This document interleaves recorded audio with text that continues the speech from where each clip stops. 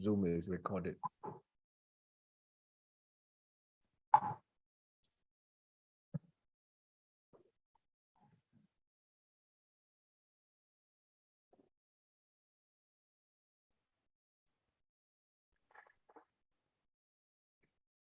Hi, everyone. Welcome to the ENER Club, empowering a network of entrepreneurs in the real world. And we're being hosted by the Heart Talk podcast. And we are live. And this is Friday. It's your day. And thank you so much for joining us at lunchtime. This is Table Talk. And today we have a very, very interesting conversation, which I believe is one of the key motivators of communication in Kuala Lumpur. So before I invite my guest today, remember, there must be something that effective people are doing differently. And that is the art of communication. Everybody can communicate. Only few can connect. And that connection requires an art. And so today I'm delighted that we have a key communication tutor, a coach, a leading entrepreneur in Kuala Lumpur. And so join me as I welcome Kamine. And I'm going to say your surname and I hope I get it right. And so it's Kamine Kethieswaranathan. How's that? Yes, exactly. Okay, so I got it bullseye. Listen, welcome to the Heart Talk and welcome to the ENER Club. Thank you so much, Dr. Charles, for having me. Yeah, it's a pleasure. You know, I was just talking to my nurses and, having worked for 40 years as a doctor and 35 years as a plastic surgeon, I have found that the key to winning a woman's heart is if you can communicate with her and you can connect with her. Okay. We look forward to real connections. That's right. That's right. Because it's an art, and I found that when you're able to connect, people will listen, people will believe, and they will follow. And so when I was sourcing out LinkedIn, and I was looking at all these wonderful, famous people, doing things, that I caught you. And the reason was because there was a lady sitting there and giving her testimonies and all that. And you were sitting in the car, and Right. and you were doing a video, and that video, I think it was a 3-minute clip. I'm not sure how long it was, but you were able to communicate and get responses from people. Now, this is the art that no matter where we are, no matter what surroundings we are in, whatever environment we're in, whether we are in the car or the bus or anywhere, the source is we can communicate. And people hear your heart. They're not hearing the message, they're hearing the messenger. And I think that, so tell us something about yourself. Go, all for it. You can find a lot of information on LinkedIn already. I'm sure you already know. We want to hear it from the communicator herself. Okay, all right. So my name is Kamine Kethieswaranathan. I'm based in Kuala Lumpur, Malaysia. And which part do you want to hear, Dr. Charles? Me as a person, as a career person? Well, touch on your personality and how did this particular field hit a soft spot in you that you could make it a career? Right. Okay, so I completed my teaching English as second language, all right, about 14 years ago. I started off as a lecturer. I love to connect with people. I think I always tell my participants I'd rather work with computers, but no, that's not true. All right. I love working with people. Okay, so I began as a lecturer and I always wanted to go into the training field. I was very lucky to actually embark onto a training field. And then I saw that communication is the key to everything. Whether a person is angry, whether a person is happy, whether a person is sad, everything about you, your facial expressions, your eye contact, everything is communication. So I thought, okay, this is something that I want to talk about to people. So even if I do an English language training or whether I do a business English training, I harp on communication. I emphasize on communication. For me, if a workplace is happy, one of the core reasons is actually communication. If you go in and you say good morning to people, that makes a lot of difference at the workplace itself. So those are the stories that I tell people. And true enough, my participants could relate, because that is something that I also learned along my career. Okay, so I want to share this with people, and that's how communication became my branding. So when you talk about training, Mhm. what kind of training were you doing that this whole thing enveloped into an atmosphere of communication? I mean, all of us have been trained. When we are in the operating theater, we don't communicate with anyone except with our instruments. That's true. And pass this, pass that, give me this, give me that, suck here, suck there, and everybody is in a kind of a theater, but the operation is going on, and it is just by means of the way we move in our hands and all that. The nurses know what to do and what not to do. What kind of training were you doing that you sourced out this particular talent? It's a talent, Kamine. Definitely. I know people who are dumb, who come in here and they don't speak even 2 words across, and they don't last long. So, yeah, tell us, what were you training and doing that you either found you lacked in it or you felt that you could excel in it? I started off into English training, like business English, email writing, all right, and a lot of English, like how do people at the exact level use more of business English to excel in their career. And then I started to go into giving situations. Okay, so my participants always come and tell me, like, Kamine, we're so afraid to use English because we will sound wrong, or our grammar will not be at place. Okay, for me, I felt like language, you will never excel in language if you don't try. All right, so I started to break down into, like, why do you have fear on people? And they were like, no, I'm afraid of judgments. Okay, so what's going to happen if people judge you? Nothing, right? I mean, what's the worst thing could happen? Are you going to be eaten by a dragon? That's my famous dialogue in my among my participants, and they'll be like, no. I say, what could happen if people judge you? So that's where I felt like, if people lack judgment at workplace, if people are friends with one another, work is work. Yes, being colleagues is colleague, but there's more beyond. There's more to it. All right, we are spending 8 hours at work. If you multiply that by 5 days in a week, that's like 40 hours of your lifetime gone at work. So are you going to spend that work hours living in fear? I'm going to be judged for using English language wrongly. I'm going to be judged if I say this, if I say that. People are going to look at me. Are we going to live in that fear? Are we going to work in that fear? Because if you're going to work in that fear, you're not going to excel. All right, so that's where you need to touch on communication. You need to have a safe space for communication. That's where I realized, like, you know what, Kamine, English is English, but people need to have the confidence in using English after they understand that they have a safe space to communicate. All right, where do you find that safe space? Among yourself. Okay, exactly. Dr. Charles, let me give you an example, let me relate to what you said just now. Being in an operation theater, you go like, give me that, give me this, give me that, give me this. But after that, right, the most important thing is thanking your team members.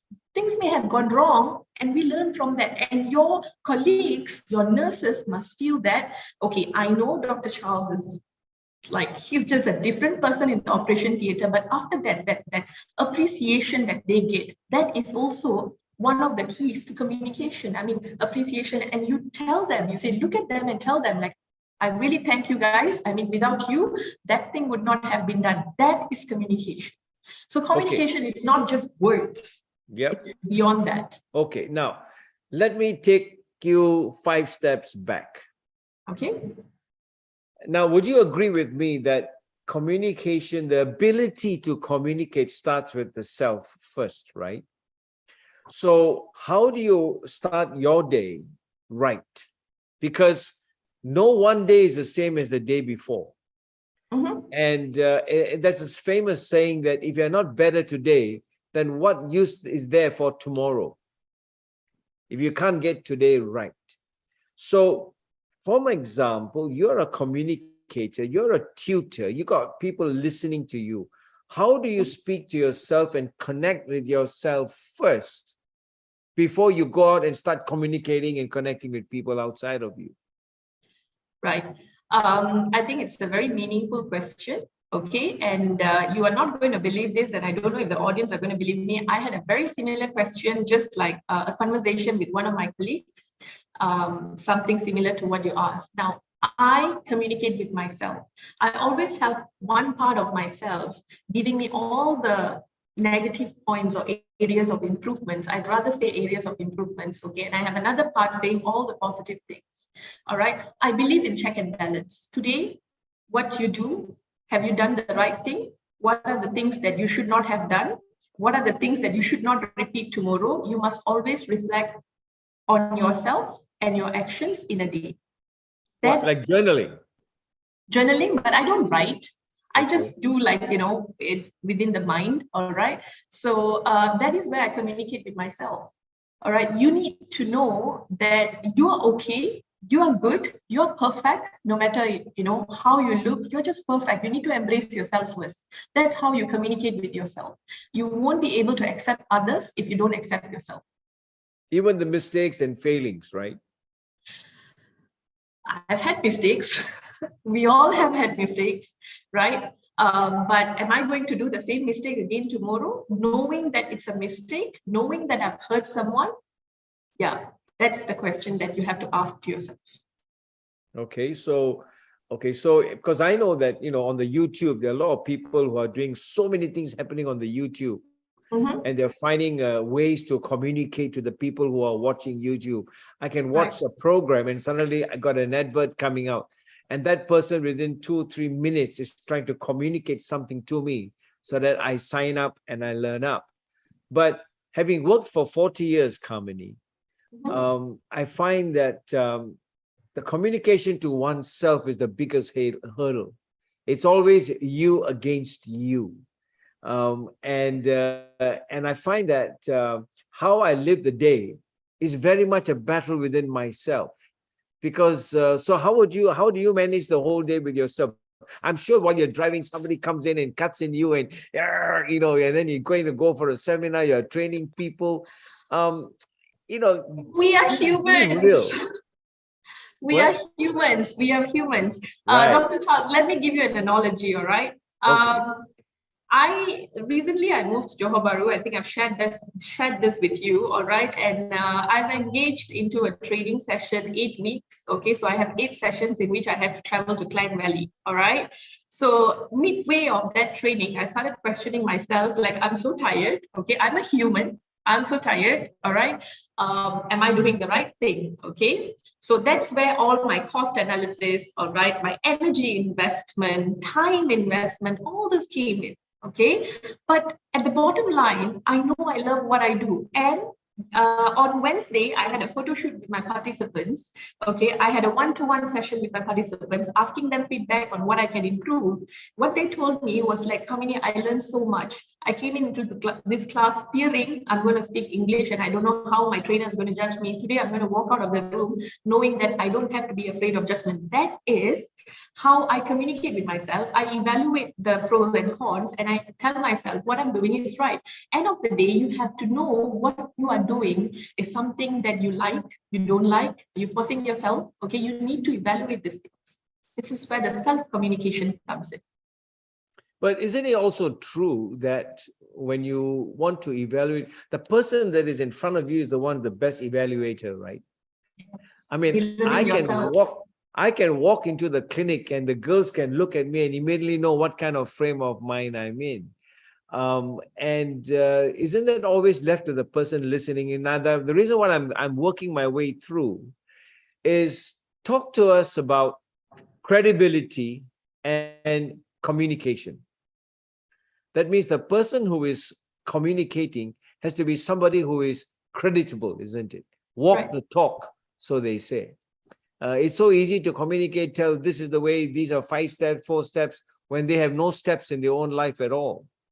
So how do you assess that? I mean, as a tutor, the importance of those of us who are listening to you, that credibility is key, character is key to the communicator. There's more than just words. We have to live what we communicate, right? Right.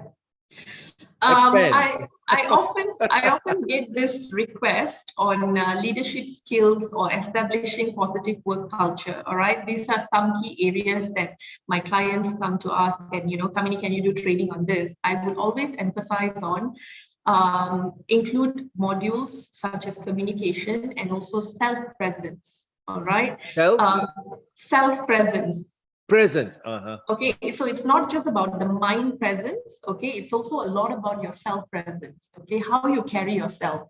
And I always tell my participants, it doesn't matter what makeup product you use, okay, the most important thing is carry a smile on your face, look at people and engage. Now, if you are a leader in your organization, okay, if you are a team lead, if you're a supervisor, but if you're not communicating with your employees or team members, if you're not looking at them and engaging when you're speaking, Key. that would not actually create a good environment. Most people, I'm sorry to say, they are so engaged into technology, all right, that they forget the human connection. So if you want workplace to be productive, all right, if you want people to listen to you, but you're not communicating with them, how would credibility come into the place? Okay, how would people put trust? Okay, I am following Kamini because she knows what she's doing. Okay, whereas here I'm holding the phone and I'm talking to her. No, that it doesn't make sense. So this is where the connection should come in, the communication, the human touch should always be there. Right, so we are always influenced by other things, like now we have virtual workspaces, right? But how do you keep employees engaged in a virtual workplaces if you don't have that human communication? Mm-hmm. Yeah, I think that's very important, isn't it? Because we are coming more digital monks and digital robots, as Right. opposed to, I mean, especially with the mask, even more worse. You don't know whether they're smiling, crying, or cursing, or what behind the mask. You know what I mean? And so everything is becoming very superficial at the cost of communication. I mean, I think that even to tell somebody I love you, it's a big hassle today, because the younger people can't engage in the time that we used to be before, where we could just sit and talk. And imagine we are 3 feet apart, and society is going through such a turmoil just because of communication. So tell me, as we go through this, tell us something that you have experienced as a tutor. I mean, in this whole coaching of communication, give us some top 5 points that you have found the main source of miscommunication or disconnection. You know what I mean? Instead of connecting, you get disconnected. People disconnect because, like I mentioned just now, is the fear of judgment. What would she say? Another one is, what would she think? All right. Now, let's just say, for an example, you're walking into an office, okay, and you've had a bad day. All right. You probably wanted to get that breakfast on your way to office, but it was heavy downpour. You couldn't get the breakfast. So you're walking in, and here you are so upset, like, you know what? I couldn't get that nasi lemak that I wanted to. All right. And then you go in there and you see a pile of papers on your table. You're just so upset, but you're not upset with the people around you. But your facial expression and probably the way you put the bag on your chair is going to create some sort of discomfort among the people around you. Okay. Right. And your subordinates are going to think like, I thought I'm going to go and like check with her, but looking at her facial expression and how she actually just barged into the office, I think now is not a good time. Right. But you're actually okay. You're okay if people come and ask you questions. But here, how you behave, how you have portrayed, the impression that you've given other people, people are going to take a step back before they want to come and talk to you. Right? So this is a huge key to communication. Most of the times, often, we don't communicate. We have some sort of judgment in our heads, and that actually drifts us apart. Right.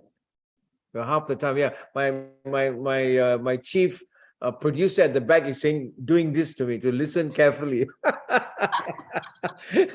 because so often we fail to realize that the impact of being judgmental in everything that we do, it puts us back in fear. But tell me, communication and setting up boundaries within oneself. How do you overcome that? Because today a lot of people are talking about, give me my space, give me my boundary, and yet they want to communicate. You know what I mean? Where does that come in the workplace? Workplace, yeah. So let me, we can actually break down into two aspects. Okay, so workplace nowadays, the word flexibility is very much common in corporate world. All right, people want flexibility. I think, before we even look at flexibility, one thing that people should have is actually trust. All right, employers should always trust their employees, and when that happens, flexibility will come automatically. Okay, now for them to trust, communication is also key. Okay, so if you communicate with one another, if you know that, okay, for example, let's say I'm working somewhere and say, okay, Kamine, I don't have any problems with her. She usually updates me things very quickly and she doesn't wait until I ask. That's where trust is developed. Okay, so here you can actually create flexibility. You can move on further. All right, when we are talking about like setting up positive work culture and all. Right, so flexibility is one thing. Now, when it comes to individual, a lot of people want me time. If you actually notice in social media, a lot of people talk about me time. I also tell myself a lot, I need my me time. I don't want to be disturbed. But that is just that one period of, one time, like, it's a period of time in a day or maybe in a week. I wouldn't want to be disturbed because I think spending time for myself, that's where I communicate with myself, is very important. And I always encourage people, go on a road trip, just go by yourself, do things on your own because you need to reflect to yourself. But that does not mean I don't want to communicate with people. I get very upset when people use their headphones and, when they communicate with me, I feel like there's no engagement. So we need to know where are our boundaries. Okay, we need to make sure that we are aware of what we are doing. You can't have a me time when you're having a family dinner. So me time is actually a me time that you take off from everything, not during other times. No, I mean, perfectly spoken, because, you hit it right on the nail, because we go out for dinner and everyone, each member of the family has got their handphone and they're all in their own kingdom. And that's the price we pay today in the generation that we're living in today, because of digital media, because of all this social media, TikTok, whatever you're ticking and talking, has taken away the source of communication of society, the social gatherings that we get. And now I want to come to something that has plagued my own life, and which is actually very important for many people. And that is the hidden anger that is within us. Okay. I've been noted many times, spoken at and said, you're always angry, and people forget that in the course of work, having worked for so many years, right? You just don't like things to be, not right, basically. So a lot of people in the working place, because of the stress, Kamini, my passion is for what's called the sandwich generation. All right. Okay. That's why I'm doing all these, setting up master classes and all that, because I've been through it. I've been in valleys more than in the mountaintops. Okay. And this sandwich generation is from, 30 to 40. People are marrying earlier and earlier. And I'm not sure what kind of communication they're getting, but their children are coming up more and more. And the stress of looking after their own children and looking after their parents, they're sandwiched in between. And they take on everything. And so they lose the art of communicating, because they're communicating to two generations. And there's no choice, because both are, you love both these generations. It's unconditional love. You can't choose. So it's a dilemma. I call it the sandwich generation dilemma.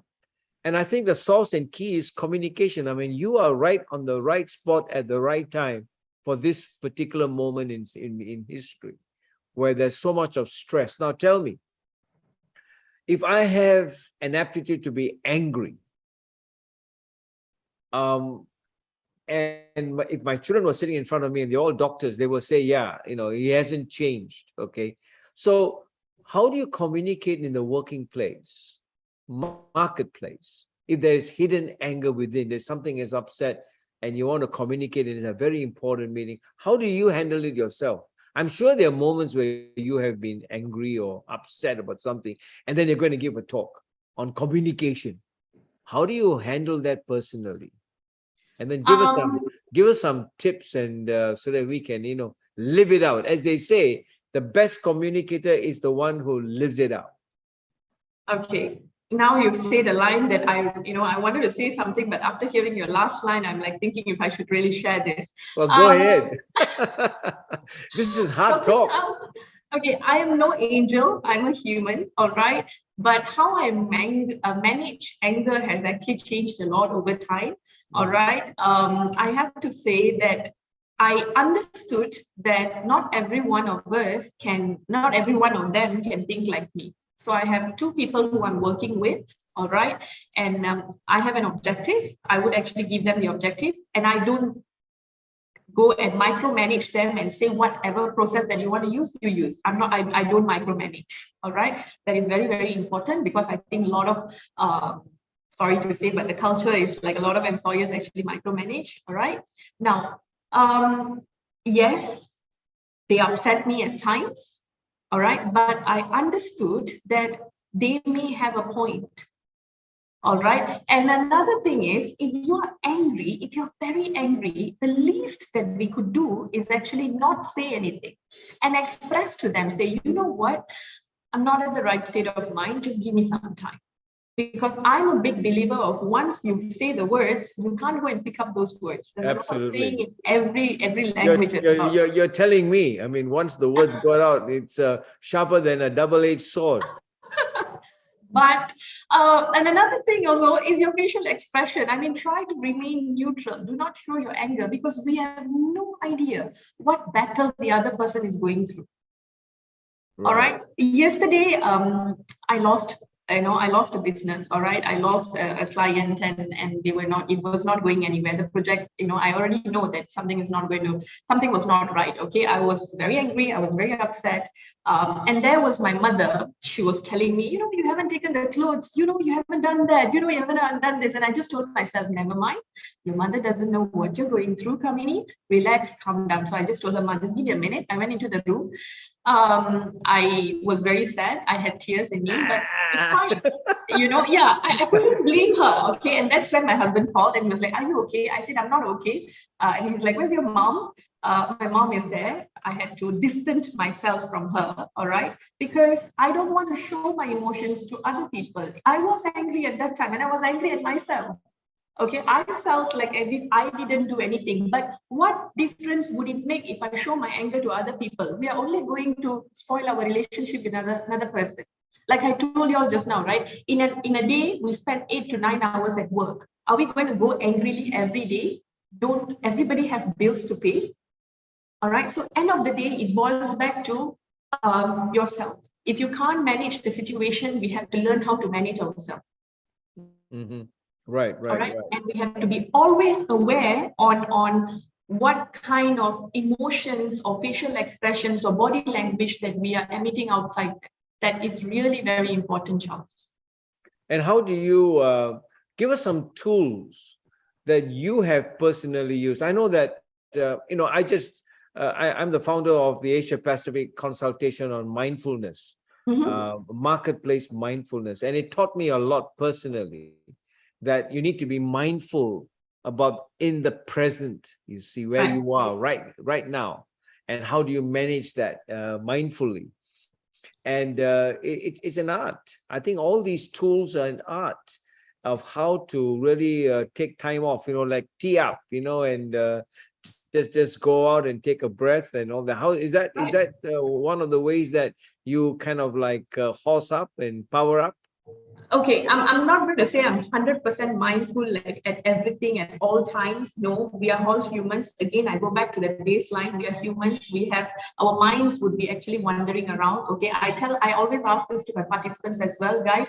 How many of you are thinking of lunch right now? How many of you are thinking of going and picking up your kids, and they'll be like, yeah, you know what? I just thought about it. All right. We can divert our attention at any point of time, but the matter is, are you going to come back? Right. All right. Ask this question to yourself. Where am I? What am I listening to? Like right now, if we have viewers, like what is this woman talking about? All right, come back. Okay, so coming back, that we should always have that awareness. Come back. All right, wherever your mind goes wandering, come back. Okay, and ask your questions as well. What am I listening to? Why am I listening these questions? Okay, who is speaking? Who am I listening to? And what is her objective? And how does it add value to my life or my work? All right, even if your boss is angry, right? People talk about managing yourself, but let's say if your boss is angry, if you can't control your boss, I mean, obviously you can't control your boss. Okay, you control yourself and say like, never mind. He probably had a bad day. It's okay. Right? Let him vent it out and then go back and try to communicate. And to all the bosses out there, if you actually do that, go back to your employees, talk to them. Yeah, I think this is anger management is like a lifestyle. It's in our genes, right? But it really it took a better part of my life because anger ultimately led to stress. And Right. and that's like a machine that is winding down on the inside, but outside is functioning. And you don't realize that how much these two qualities of anger and stress can actually kill you. And Right. so you seem to be a lady that's very nice and calm, and you can take storms and weather through them. Is it a gene issue, a character issue, or have you developed a talent for it? A lot of experience. Today is a crazy day. Okay, I'm actually in my client's place right now. All right.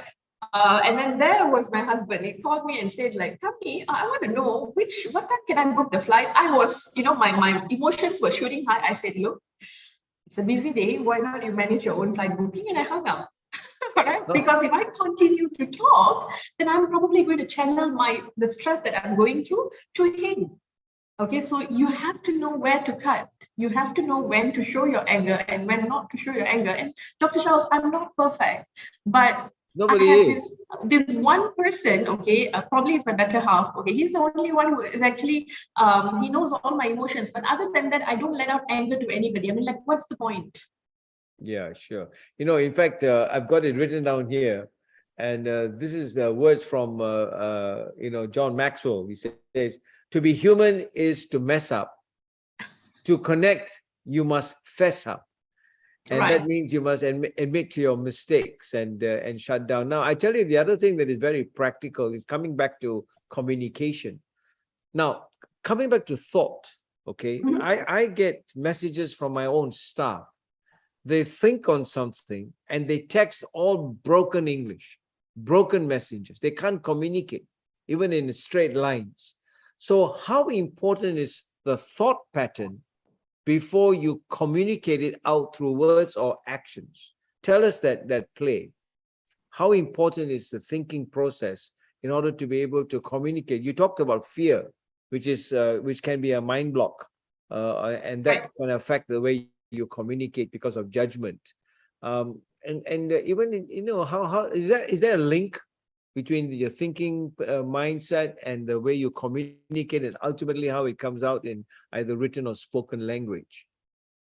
All right, most people, especially if a particular language, they are not strong in it. Okay, say for example, if you're not strong in English, we tend to type out or email whatever we think will come out just as words. Right. Right. Absolutely right. So why? Because they're actually doing an inside translation and they just write that. That should not be the way.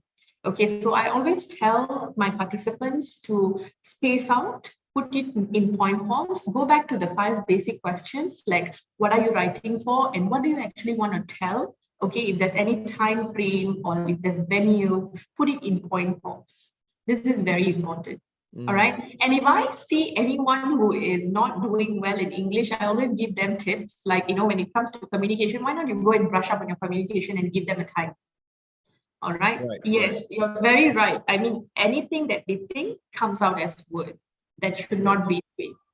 Okay. So coming back to, again, communication, because I can tell you, you are such a gift, because the art today is communication.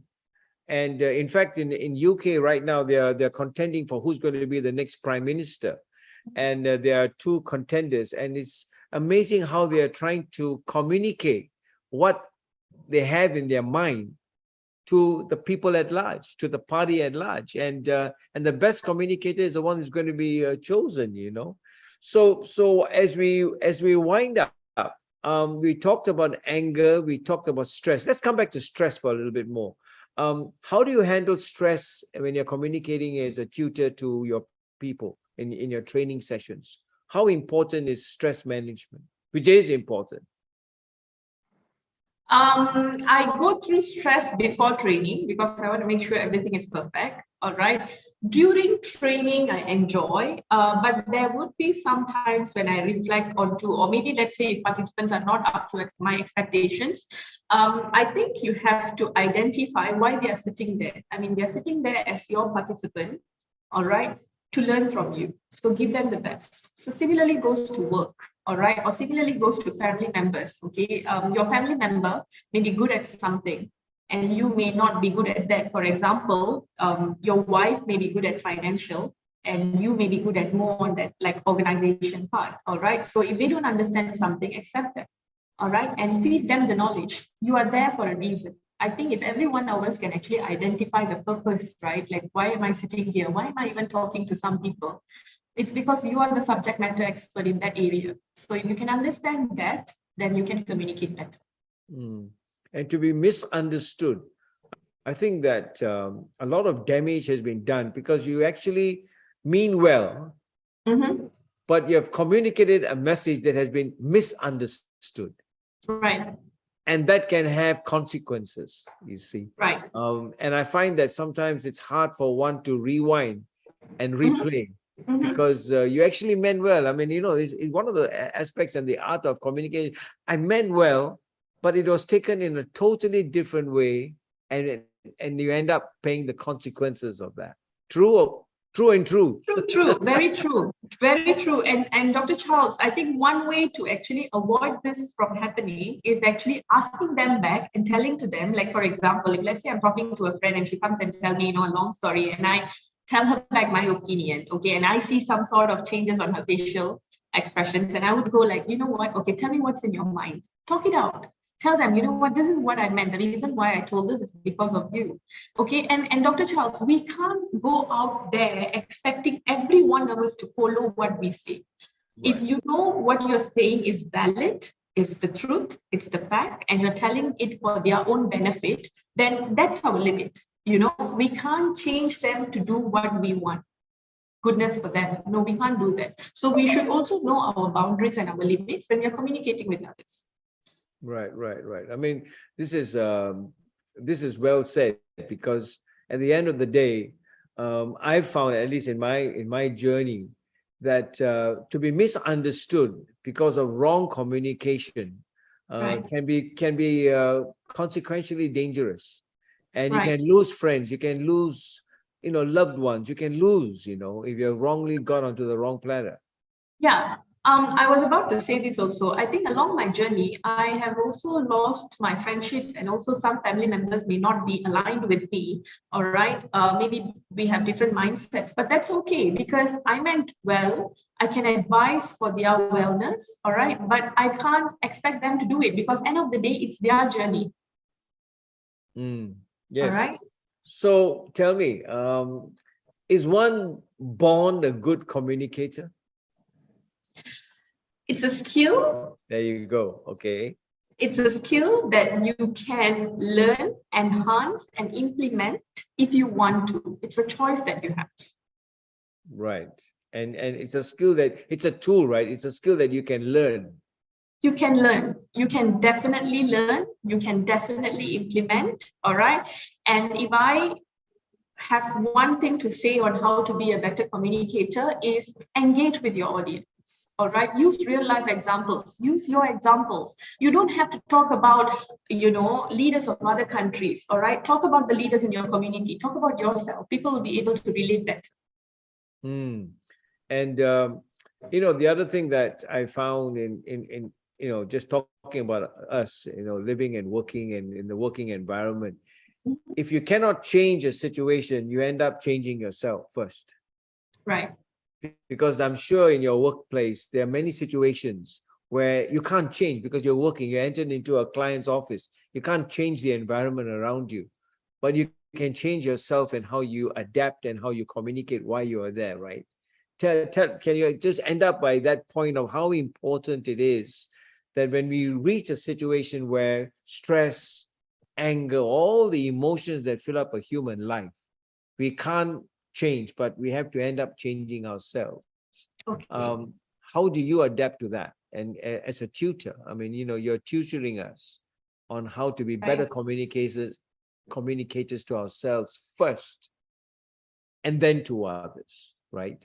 So take us to a spot where we'll always remember your words and, and put it into action.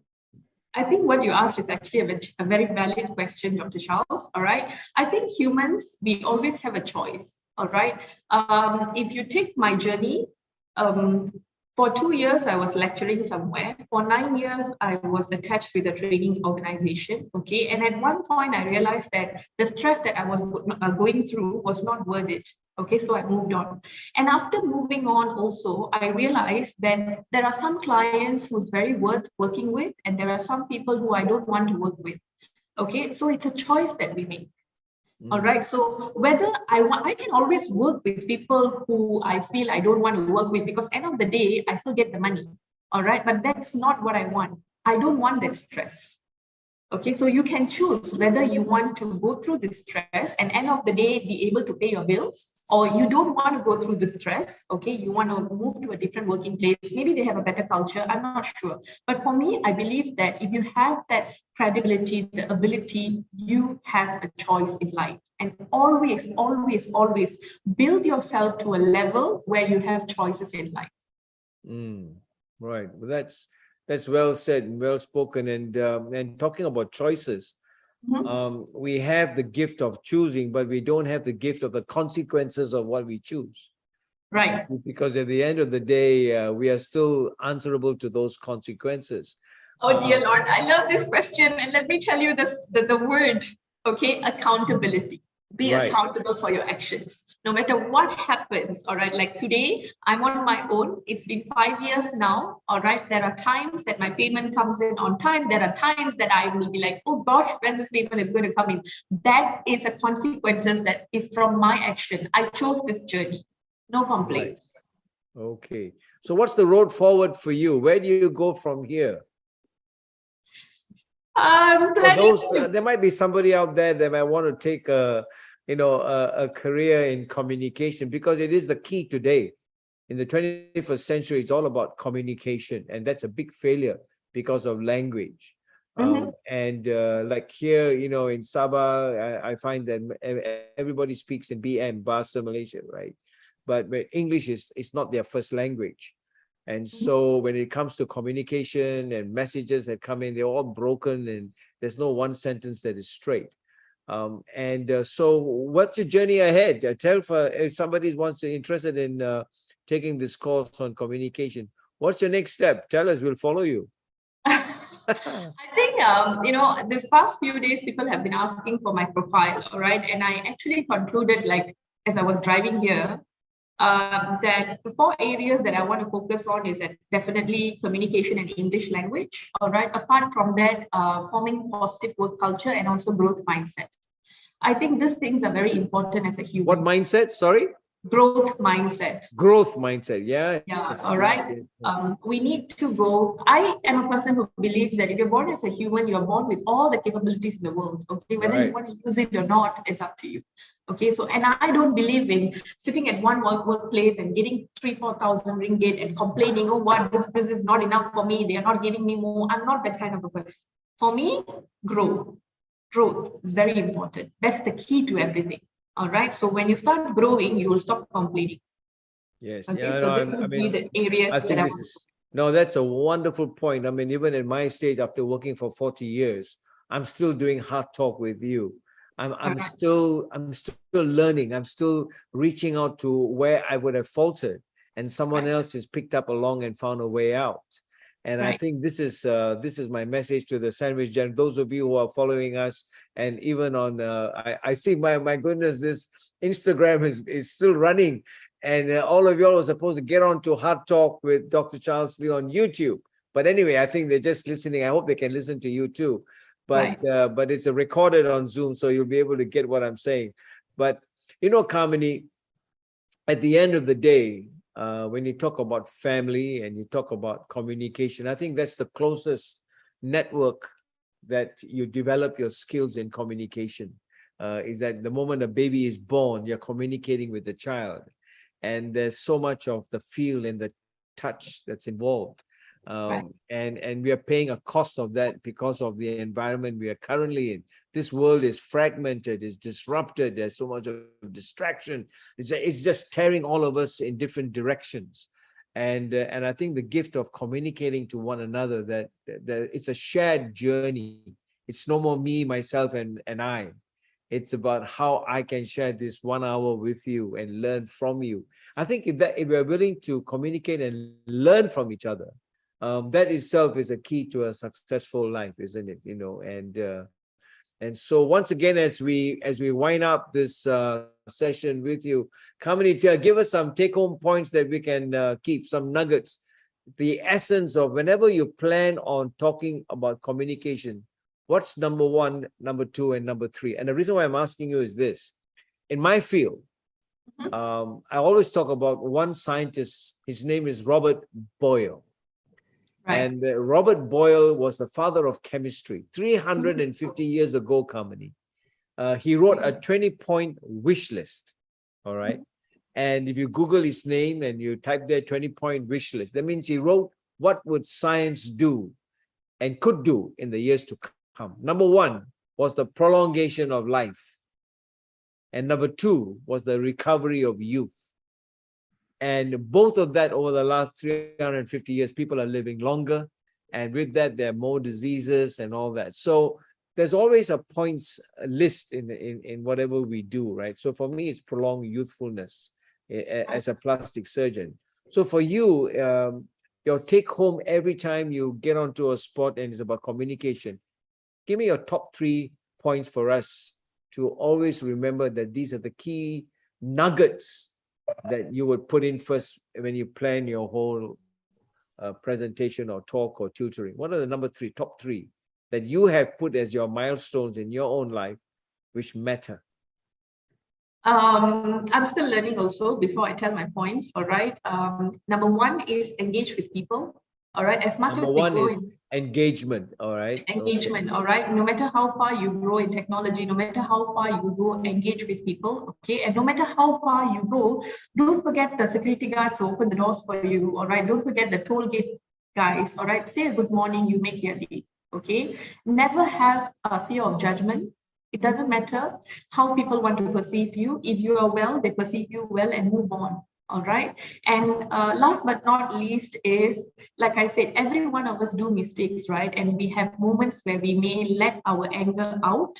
All right. But another way of handling it is apologize if you feel that you've hurt the person. That is also a big thing in communication. What most of us think is that we show our anger and we walk out. That should not be the way. All right. So come back, rectify the situation, always stay calm and evaluate your actions. Okay, that will help you to become a better communicator. Powerful. Nice. The top 3, and for those of you who are writing it down, number 1 is, Mary, engagement. Number 2, judgment. And number 3 is never fail to come back and say sorry, right? Sorry. Yeah, I think thank you and sorry are 2 words that is very gratitude. Would gratitude takes you far. Yeah. Takes you far. Okay. So with that, Kamine, listen, we want to say thank you to you and for all those of you who have joined us on the ENER Club. Once again, we want to, we'll have you back and, we can go in further into the real dynamics of what communicating is. The root word would be commute. Is that correct? To commute is to take from one place to another, right? Yeah. So communication takes you from where you are to where you want to go or where you want to be. Definitely. And that's the skill that we can learn from you. So once again, all the best to you, Kamine. Thank you very much for joining us this afternoon at a lunchtime table talk session. And we hope that we'll be better people and communicate in a much better way, having heard you today. Okay? Thank you so much, Dr. Charles and team. Thanks a lot to the lady behind the camera. Yes, Mary, and I hope you enjoyed yourself.